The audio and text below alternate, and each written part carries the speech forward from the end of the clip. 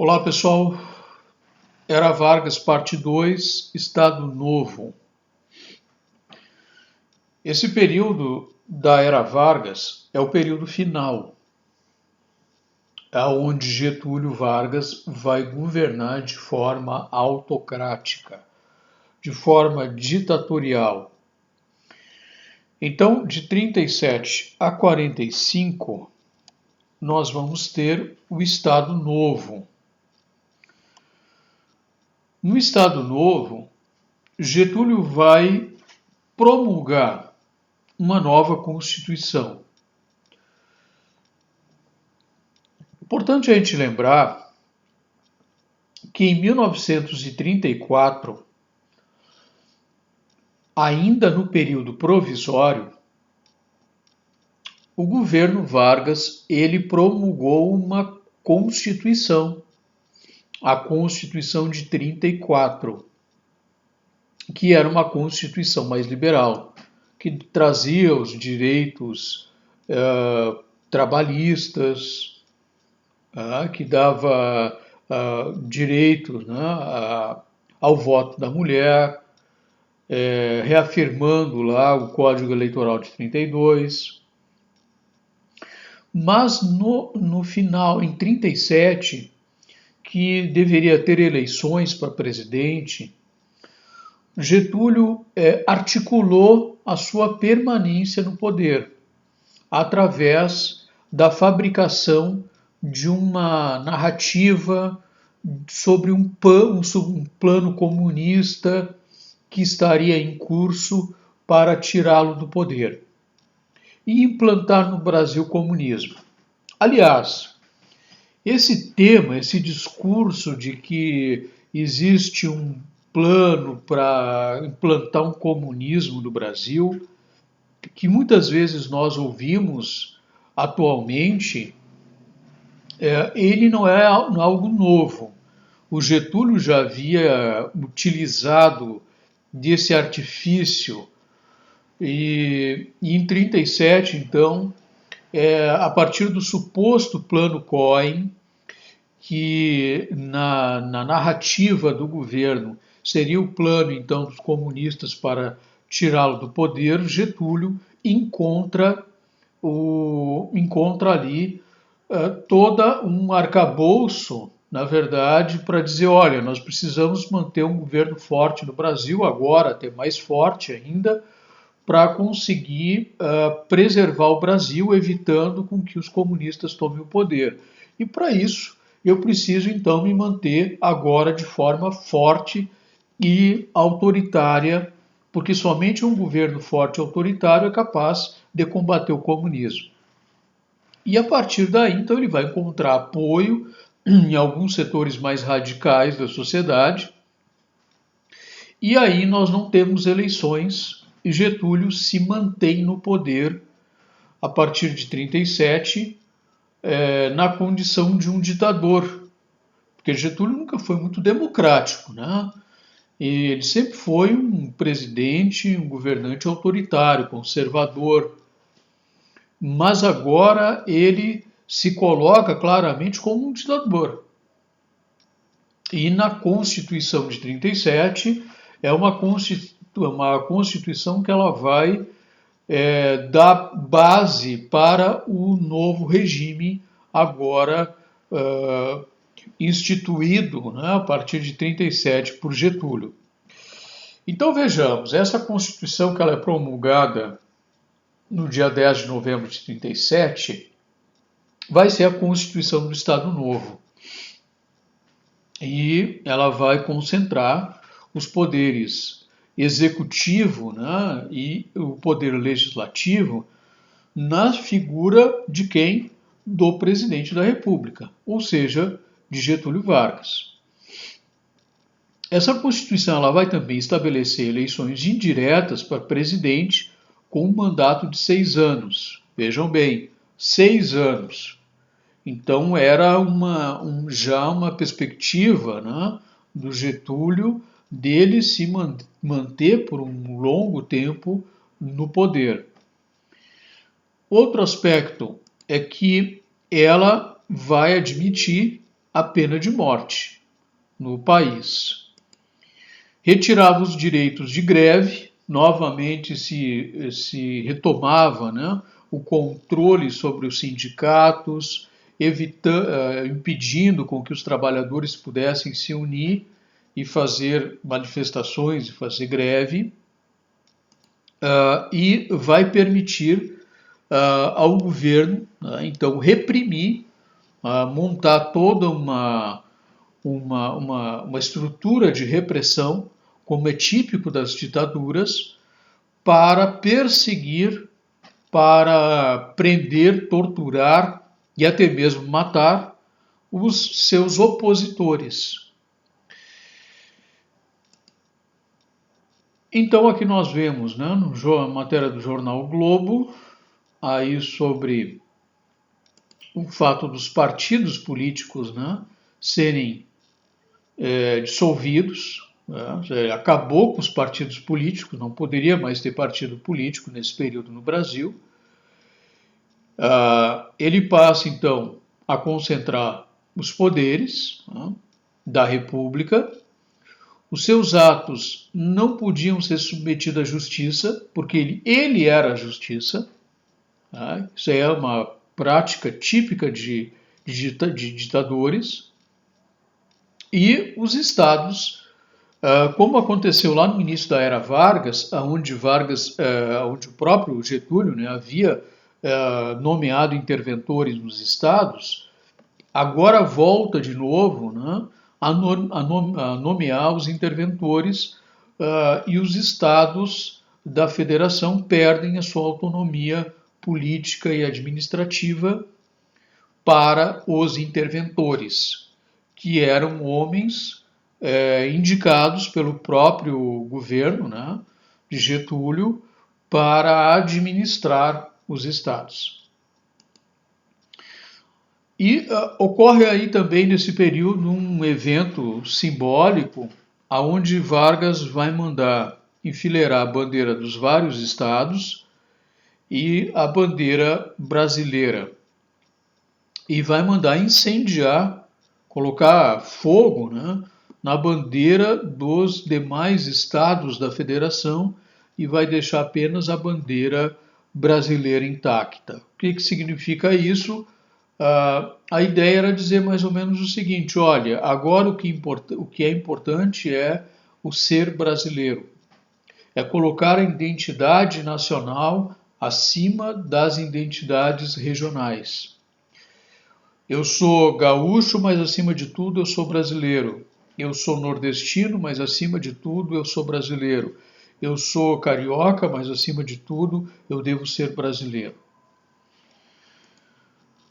E então nós temos aí a constituição, né, de um Estado autocrático, onde os partidos políticos eles foram extintos, as eleições foram suspensas no país, passou a ser proibido, né, as greves e as manifestações, desde que elas fossem contrárias, né, ao governo. Quer dizer, greve não podia fazer mesmo, né? E manifestações contrárias ao governo também não podia. Quer dizer, nós temos aí um contexto onde milhares de pessoas foram perseguidas, torturadas, mortas pela ação repressora da polícia do Getúlio. É o caso, por exemplo, né, do próprio escritor Graciliano Ramos, que foi preso aí nesse período, né? Inclusive ele tinha sido preso um pouquinho antes até, e ali nesse tempo que ele fica preso, ele escreve um clássico da literatura brasileira, exatamente contando, né, sobre esses porões da ditadura do Getúlio, que é o livro Memórias do Cárcere. Então nós temos um Estado ditatorial no Brasil. O Brasil que não tinha vivido ainda, não tinha experimentado ainda o que a gente pode chamar de um Estado democrático, porque se todo o período do Brasil imperial não havia uma democracia, porque vivíamos ali um período, né, de um governo monárquico, onde o povo era súdito do imperador. Saímos de uma monarquia e fomos para uma república. Aí chegamos na República Velha. A República Velha, a grande parte da população era manipulada pelos grandes fazendeiros, pelos coronéis. Então, o poder político e econômico dos grandes latifundiários, eles ditavam as regras. Eles elegiam os seus candidatos. Então, também não havia uma democracia mais substancial nesse período da República Velha. Aí nós chegamos nos anos 30. Nesse período nós temos então a Era Vargas. E aí nós observamos toda a forma, né, autoritária, conservadora, autocrata de Getúlio governar. Quando nós chegamos em 37, com a instauração da ditadura, aí nós temos, claro, a configuração de um Estado plenamente ditatorial. E o que significa isso, né? Há um autoritarismo intervencionista do próprio governo, que vai intervir inclusive nos estados, como a gente falou, né? Nomeando interventores, vai suprimir os direitos individuais, os direitos políticos, os partidos políticos serão nesse momento extintos, vai fechar o Congresso. Isso é um ato típico da ditadura, porque na ditadura quem manda é o ditador. E se é o ditador que manda, ele não precisa do Congresso para governar. O Congresso ele é uma instituição característica das sociedades democráticas, aonde o presidente faz as propostas de lei ou define o seu projeto de governo e muitos dos seus atos terminam indo para o Congresso, sendo aprovados ou não pelo Congresso, né? Ou vetando, né, o próprio Congresso vetando atos do presidente. E esta dinâmica, né, de negociação entre o governo federal e o Congresso é algo da democracia. Quando nós temos um sistema ditatorial, o governo, o que ele faz? Ele fecha o Congresso, porque o Congresso não vai apitar mais nada. É o próprio presidente que vai definir o que ele quer, as políticas, e está definido. Então, um sistema autoritário de governo. A proibição de eleições, e aí ele tira a população da jogada. A população agora não vai mais poder escolher os seus representantes. Então, as eleições, né, é uma instituição característica também das democracias. Então, quando se proíbe a eleição, tu está diretamente num sistema autocrático, sistema autoritário. A censura, que é uma outra face sombria da ditadura, de qualquer ditadura, seja ela civil, como no caso do Getúlio, ou seja ela militar, depois como vai acontecer no Brasil em 64. A censura, ela vai representar uma mordaça, ou seja, uma forma de tu impedir com que a população ela seja esclarecida, ela tenha notícia daquilo que está acontecendo no país, daquilo que está acontecendo na política, daquilo que está acontecendo no governo, das ações do presidente, boas ou más, mas especialmente aqui das ações negativas. Então, os rádio, os jornais, teatros, os meios culturais, as letras de música, os eventos, escolas, enfim, eles passaram a ser censurados, a sofrer a censura para evitar com que houvesse qualquer tipo de questionamento ao próprio governo. Então, a censura ela funciona sob dois aspectos. Um dos aspectos é controlar, impedir com que os meios de comunicação informem a população. E o outro lado é impedir a população de se expressar. Então a censura ela tem esse duplo sentido, né? Essa dupla finalidade. Quando a censura não é devidamente observada, quando a censura não é respeitada, seja pelos meios de comunicação, pelos jornais, pelos meios culturais ou pela população, aí entra o sistema repressivo. O sistema repressivo nós temos aí então uma espécie de caça aos subversivos, né? Aqueles que não seguem as linhas do governo, e aí nós temos então prisões, torturas, sequestros, mortes, intimidações, tudo isso praticado pelas forças policiais a serviço do governo contra aquilo que eles chamavam de subversivos, que poderiam ser tanto dos meios culturais, como a gente já mencionou, quanto qualquer outra pessoa que se atrevesse a, de alguma forma, questionar o governo. A propaganda, por outro lado, do governo era sempre uma propaganda positiva. O governo fazia sobre si, utilizando os meios de comunicação, inclusive as escolas, para apresentar à população sempre os aspectos, uma propaganda positiva a respeito do que ele estava fazendo. E encobrindo, impedindo com que a população soubesse aquilo que ele estava fazendo, né, de truculência, de perseguição, de prisão, de tortura e de morte. E a própria educação, ela passava a ser utilizada pelo governo como uma forma de doutrinar para o regime, mostrando que a ditadura, que o governo Vargas era o melhor governo, que o Vargas era o pai dos pobres, que o Vargas era um homem bom. Quer dizer, isso até no currículo das escolas entrava essa forma de doutrinação, né? Criando, portanto, né, uma propaganda positiva a respeito do Vargas e a respeito do seu governo.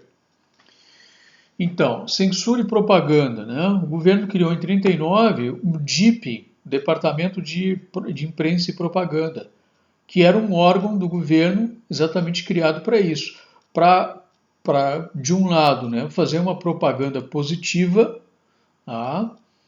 E, de outro lado, também evitar com que os meios culturais e educacionais eles se mostrassem, né, críticos ao presidente e ao seu governo. Então, um órgão encarregado de coordenar a propaganda oficial do governo, né, e censurar os meios culturais e de comunicação, como rádio, teatro, cinema, imprensa, porque naquela época não tinha televisão ainda, né? A criação do programa de rádio A Hora do Brasil foi desse período. E depois, né, mais recentemente, foi transformado, né, A Voz do Brasil. É aquele programa, né, chato mesmo, que passa no rádio, que é o horário, né, é obrigatório que as rádios transmitam e que ela, na verdade, vai apresentar, né, através da programação, né, desse programa aqui de rádio, tudo aquilo que o governo está fazendo, né, mostrando, claro, os aspectos apenas positivos do governo. Getúlio era apresentado, portanto, como uma figura carismática, né, à população, através do DIP, né, uma espécie de salvador, né, que faltou o R, salvador da pátria. A educação era utilizada também pelo governo Vargas como uma forma de exaltar a figura do presidente, né, difundindo aí essas ideias, né, e esse autoritarismo do Vargas, né? Então havia uma obrigatoriedade do ensino de moral e cívica, né?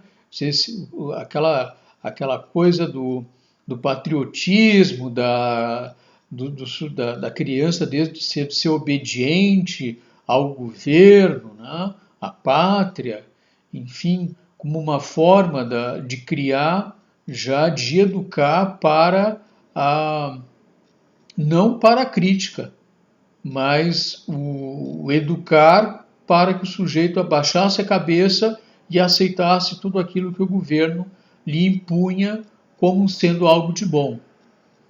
É nesse período que nós vamos ter então os desfiles, né, o começo dos desfiles e as paradas, né, de estudantes aí, as comemorações cívicas, né, principalmente o 7 de setembro, e a adoção de livros didáticos que promoviam aí, de novo, né, sendo utilizados para promover um culto à personalidade do Getúlio. Bom, um outro aspecto desse período também que é importante que a gente saliente é o projeto desenvolvimentista do Estado Novo. O projeto desenvolvimentista ele tem a sua base na industrialização. Então, a industrialização ela vai representar um dos objetivos principais aí da ação do governo, é um projeto do governo. Né? Então, ele se torna um projeto, um processo permanente que visa estabelecer mudanças, né, na estrutura econômica da sociedade brasileira, tá? Voltada para um projeto urbano industrial de incentivo ao desenvolvimento dos novos ramos da indústria. Tá? Então, porque o Brasil ainda era um país agrário e Getúlio também buscava enfraquecer o poder dos grandes fazendeiros. E isto faz com que o governo Vargas também, claro, não só por isso, mas com que o governo Vargas, dentro da sua plataforma, né, de governo, ele vá defender o projeto industrial, vai defender o crescimento industrial no Brasil. Então aí os transportes, né, as comunicações, né, elas passam a se expandir porque é um projeto urbano industrial. Tá? O urbano implica também no melhoramento das cidades, tá? Das estradas, inclusive as estradas de ferro, né, que vão se alongar, novas rodovias, né, vão ser construídas e formas também, né, a própria navegação, né, navegação lacustre e aviação, né, aí é criado nesse período, né, algumas companhias que são famosas até hoje, né, fizeram história, inclusive a VASP e a Varig, né, que era uma indústrias, a Varig aqui mais conhecida, né? E aí nós temos então dentro desse projeto desenvolvimentista uma política voltada ao crescimento urbano e industrial.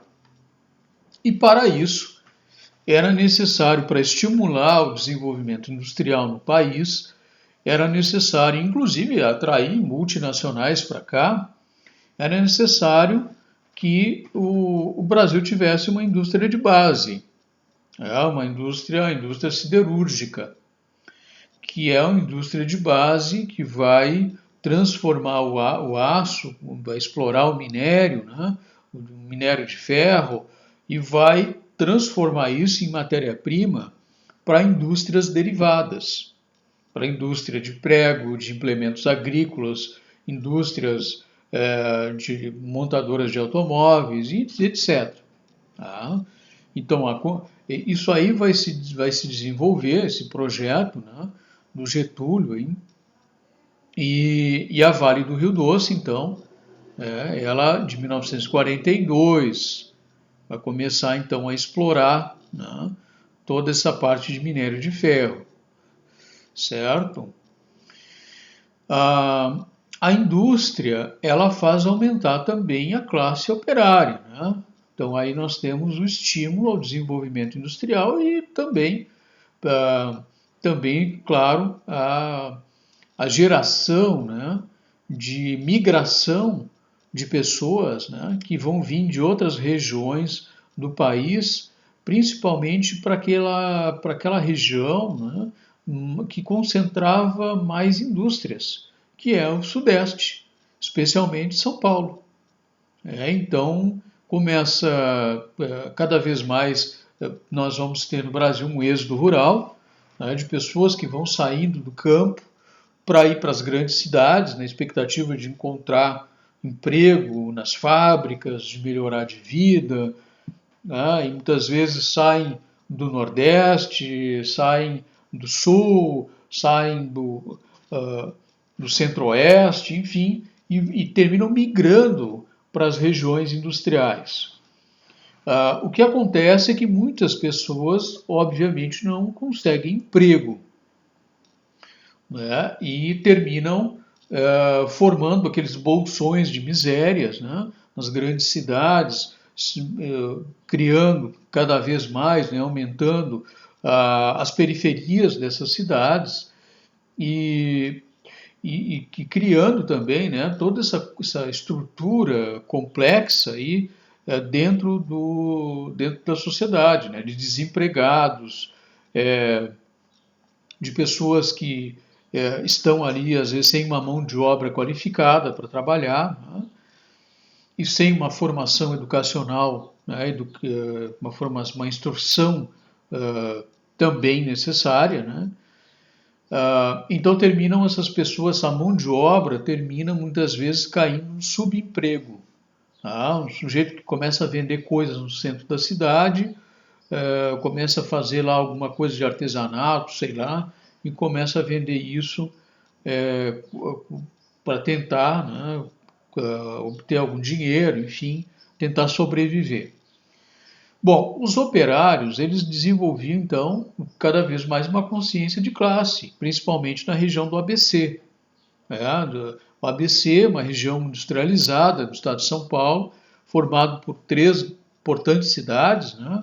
A cidade de Santo André, São Caetano e São Bernardo. Tá? Então, ali um grande polo industrial, e ali se desenvolve, né, uma consciência de classe, uma consciência sindical. Os sindicatos do ABC se tornaram, né, ao longo do tempo, fortes, né, e isso implicava a luta, né, pelos direitos do trabalhador. E aí nós vamos ter, então, as leis trabalhistas que o Getúlio já tinha feito lá em 34, né, na Constituição de 34, mas que agora algumas coisas vão ser regularizadas, né, vão ser regulamentadas, vão entrar em funcionamento. Então é criado a Justiça do Trabalho, em 1939, e tudo isso também é feito para continuar conquistando o trabalhador. Ou seja, para dizer mais ou menos o seguinte, o trabalhador também tem o seu espaço no Estado Novo. Então, nós temos aí, em 1940, começava a ser pago o salário mínimo, embora a Constituição de 34 que já havia determinado, né, a criação do salário mínimo, ele só vai entrar na prática mesmo, só vai começar a ser pago em 1940 no Brasil. Em 1943, todas as leis que envolviam as questões de trabalho, as chamadas leis trabalhistas, elas vão ser reunidas no governo do Getúlio por uma coisa chamada de CLT, Consolidação das Leis do Trabalho. Esta CLT ela vai agregar, vai reunir toda a legislação trabalhista.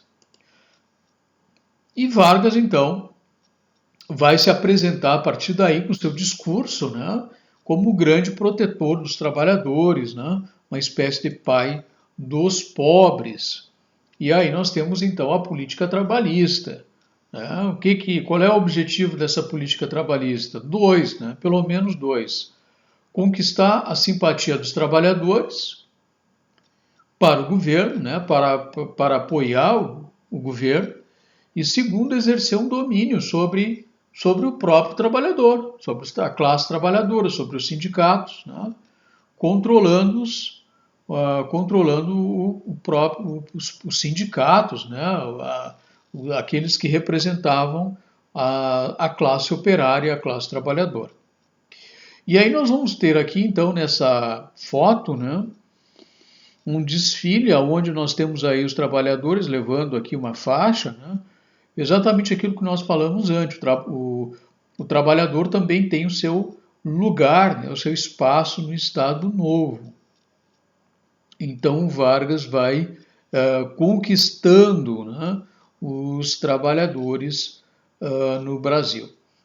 O que acontece também é que dentro dessa política trabalhista é criada a carteira do trabalho, criada pelo Getúlio, e curiosamente, né, aqui nós estamos vendo a carteira dele, né, você sabe que a carteira de trabalho ela tem uma numeração, e a carteira número 1, número 00001, era a do Getúlio. Ele fez questão que a carteira dele fosse a número 1. Tá?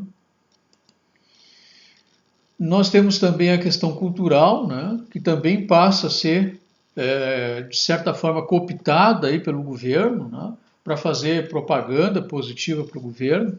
Aqui, por exemplo, nós temos a letra de uma música. Vejam que essa música é de 41, né? E essa música, o que ela vai fazer? Ela vai fazer uma apologia ao trabalho. Ela vai fazer uma apologia ao trabalho. Ela vai fazer toda uma propaganda favorável ao trabalho, em sintonia com a proposta do governo. Então, assim, não é novo, né, que até hoje nós tenhamos aí os meios de comunicação, que empresas de comunicação que apoiem determinados presidentes ou apoiem determinados projetos, né, políticos, que façam propaganda contrária a determinados candidatos, mesmo que veladamente, porque seja nos meios culturais, seja nos meios jornalísticos, não há uma neutralidade.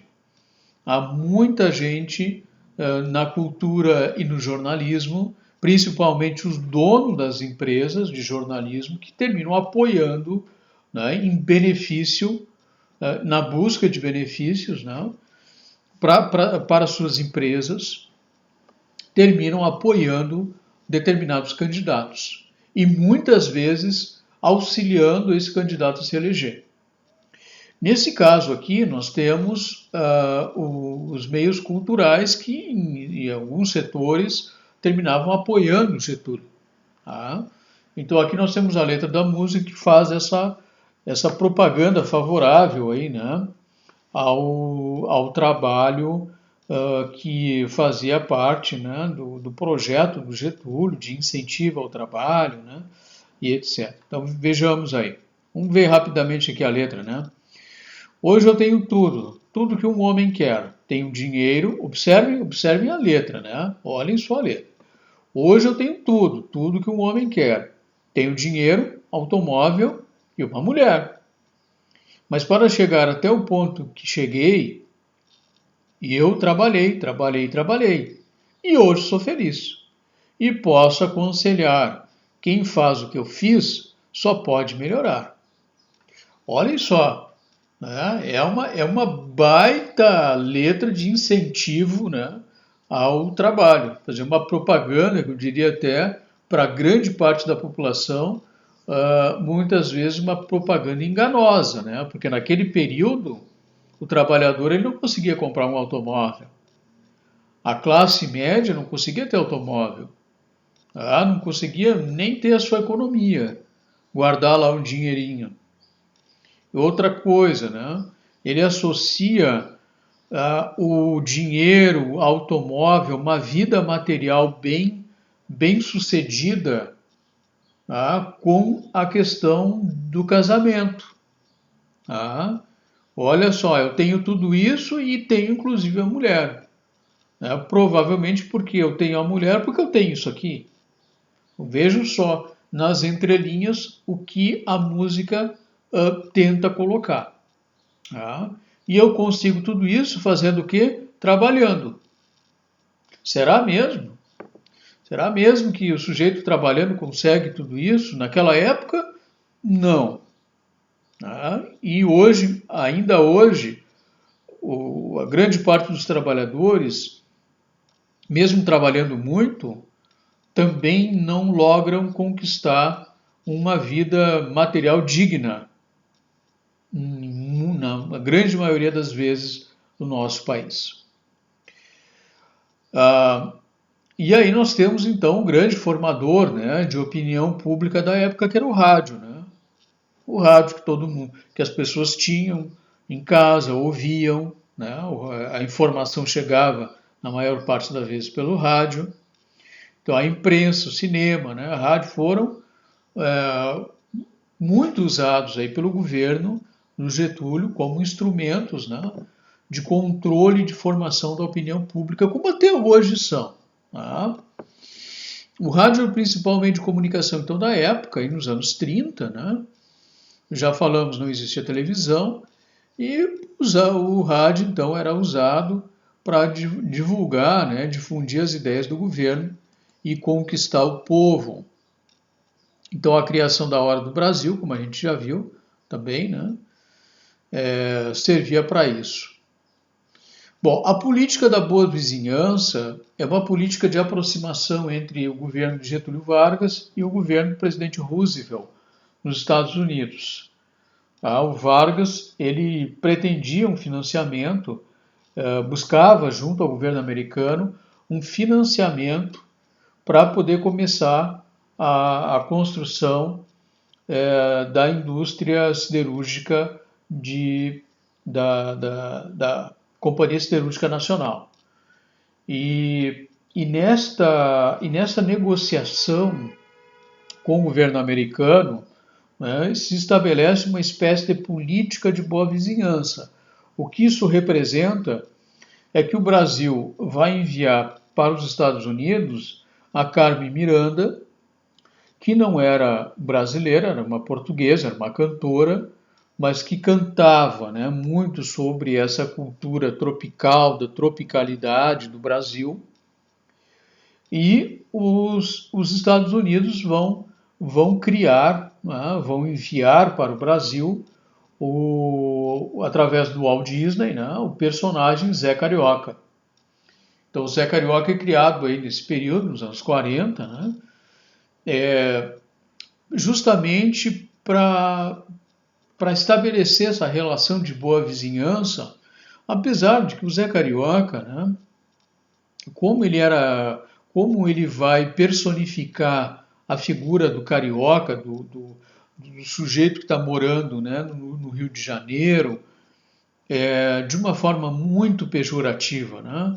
O Zé Carioca é um papagaio malandro que não gostava de trabalhar, que vivia passando a perna em todo mundo, né? Quer dizer, não há nenhum elogio no Walt Disney ter criado o Zé Carioca, pelo contrário, né?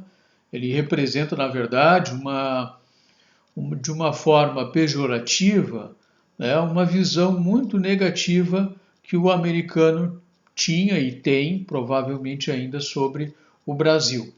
Tá? Não somente sobre o carioca, mas sobre o brasileiro de uma forma geral. Tá? Bom, então nós temos aí também um período que o Brasil vai entrar na guerra, né? O Brasil vai entrar na Segunda Guerra Mundial, e esse era um dos princípios, né, do acordo entre o Brasil e os Estados Unidos, para que os Estados Unidos liberassem financiamento para o Brasil, era que o Brasil, na Segunda Guerra Mundial, o Brasil se alinhasse com o governo americano. Tá? Então, nós vamos ter a participação do Brasil aí na Segunda Guerra, ao lado dos países aliados, contra os países do eixo, né, contra a Alemanha, contra a Itália e contra o Japão. Obviamente que o Brasil não vai fazer diferença nenhuma na Segunda Guerra Mundial, né? Vai combater em Monte Castelo, na Itália e tal, vai obter vitórias, mas o Brasil, se o Brasil não entrasse na Segunda Guerra, também não faria diferença. E alguns fatos aí de 45, então, nós temos aí a criação do Partido Social Democrata, o PSD, que foi criado como um braço aí, né, sob a inspiração do Getúlio, e era um partido político criado agora para os setores mais empresariais. O PSD era um partido voltado para as elites brasileiras. Por outro lado, também sob inspiração do Getúlio, é criado o Partido Trabalhista Brasileiro, PTB. E o Partido Trabalhista Brasileiro, ele vai, como o próprio nome já diz, a própria sigla, né? Esse partido ele vai estar mais vinculado aos trabalhadores, à classe trabalhadora. Então, Getúlio conseguia transitar por esses dois meios, pelos empresários e pelos trabalhadores, tentando satisfazer aos dois, né, e conquistar os dois lados da moeda. O Brasil formaliza, então, em 45, aí, relações, né, com a União Soviética. Já nós temos aí um período, né, em que a União Soviética também participou do lado dos aliados na Segunda Guerra, e o Partido Comunista Brasileiro, portanto, volta à legalidade a partir daí. Então começa-se a haver uma reabertura do Brasil para alguns aspectos democráticos, para algumas possibilidades democráticas. E aí nós já temos o final da Segunda Guerra Mundial, as ditaduras nazifascistas foram derrotadas, né? A ditadura de Mussolini na Itália, de Hitler na Alemanha, do imperador no Japão, foram derrotadas pelos aliados, que eram regimes também, na sua grande maioria, democráticos. E, curiosamente, o Getúlio Vargas, ele foi combater os ditadores lá na Europa, nesse contexto da guerra, mas internamente no Brasil, o Getúlio era um ditador de inspiração fascista. E ele estava combatendo o fascismo na Itália. Então havia uma contradição muito grande aí. O que acontece é que, com essa derrota do fascismo e do nazismo na Europa, isso começa a surgir dentro do Brasil todo um movimento também, né, que vai querer o retorno às liberdades individuais. Então, se existe um movimento também que vai surgir dentro do Brasil, digamos, sob inspiração do governo, que vai defender a permanência de Getúlio no poder, né, o chamado queremismo, os queremos Getúlio, nós temos também reações contrárias ao governo Vargas, inclusive por parte de setores militares, que vão terminar derrubando o